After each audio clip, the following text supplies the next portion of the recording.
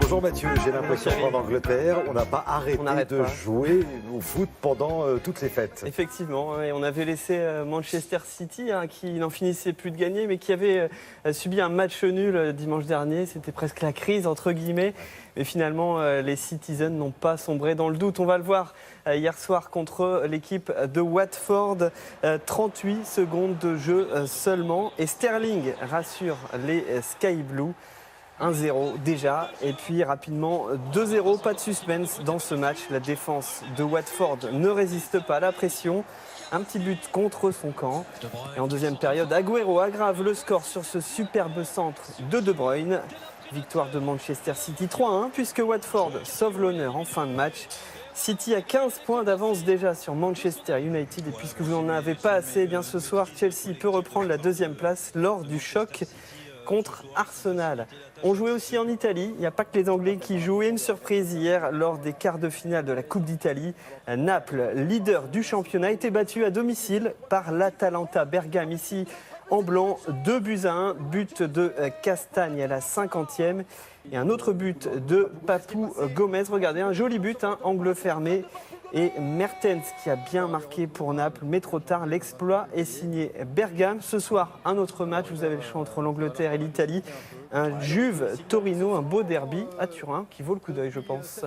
On va parler basket à présent. Bon, les Limougeaux n'avaient pas vraiment le cœur à jouer hier soir. Ouais, beaucoup d'émotions lors du match en Italie. De l'émotion puisque le président du CSP Limoges est décédé subitement dimanche soir. Minute d'applaudissements en hommage à Frédéric Fortet avant le coup d'envoi. Le président qui avait prévu d'assister à ce match, et visiblement l'émotion était trop forte pour les joueurs.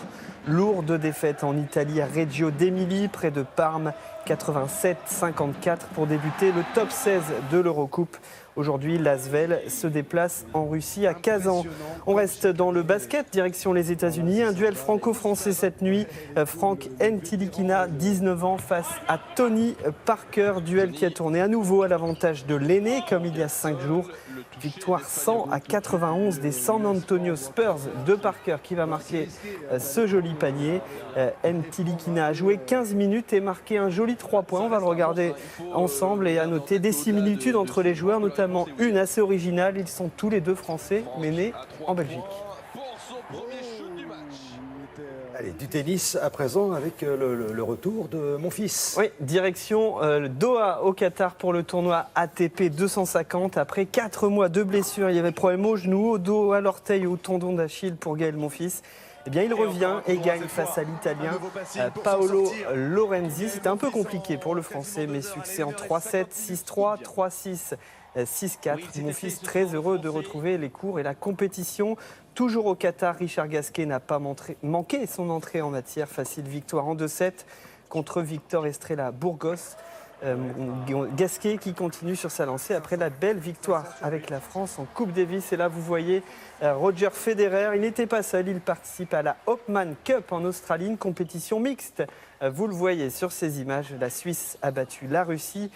Prochaine rencontre contre les États-Unis pour Federer et son équipe nationale. Enfin, on va rester en Australie, mais sortir un petit peu. Regardez, on va prendre le large avec la 4e étape de la Volvo Ocean Race, course au Tour du Monde en équipage avec escale. 7 voiliers au départ de Melbourne, direction Hong Kong, avec notamment un certain Franck Camas, invité de dernière minute sur le monocoque franco-chinois Dongfeng. Le vainqueur de l'édition 2011-2012 remplace Pascal Bidégory, qui lui aussi s'est blessé. Ça arrive aussi en voile. Merci beaucoup Mathieu Rapez, à bientôt. À demain. À demain avec grand plaisir.